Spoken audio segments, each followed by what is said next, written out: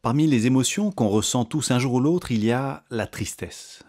Elle apparaît lorsqu'il y a quelque chose qui ne va pas dans nos vies, lors d'une blessure ou l'expérience d'une perte. Donc forcément, ce n'est pas agréable et on la considère comme négative.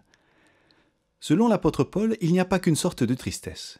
Il en distingue deux et paradoxalement, l'une d'elles est positive. Il y a une bonne tristesse.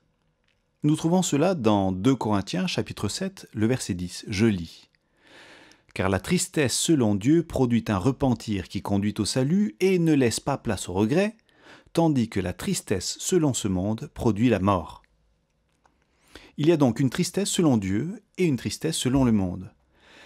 Et Paul dit que chacune provoque un résultat différent. La tristesse selon Dieu aboutit au salut, tandis que la tristesse selon le monde aboutit à la mort. Comment distinguer l'une de l'autre pour bien la choisir? Eh bien c'est simple. Il y a une forme de tristesse qui nous rapproche de Dieu et une autre qui nous en éloigne. Dans le contexte, Paul semble parler de la tristesse qui provient de la culpabilité. On a péché, on s'est éloigné de Dieu, alors on se sent mal, on est triste. Dans ces moments-là, tout nous pousse à nous éloigner de Dieu. Comme Adam et Ève se sont cachés dans la forêt après avoir péché, on a la conviction qu'on ne peut pas se présenter à Dieu, on est trop sale, on ne le mérite pas. Et c'est là qu'est le danger.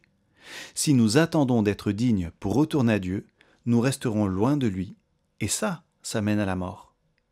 La bonne tristesse, c'est celle qui va nous rapprocher de Dieu.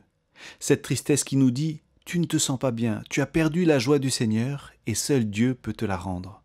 Retourne à lui. » Alors, ne nous laissons pas tromper par la tristesse du monde qui nous pousse à rester loin de Dieu. Laissons la tristesse de Dieu nous ramener à lui. Et Paul l'affirme, nous ne le regretterons pas.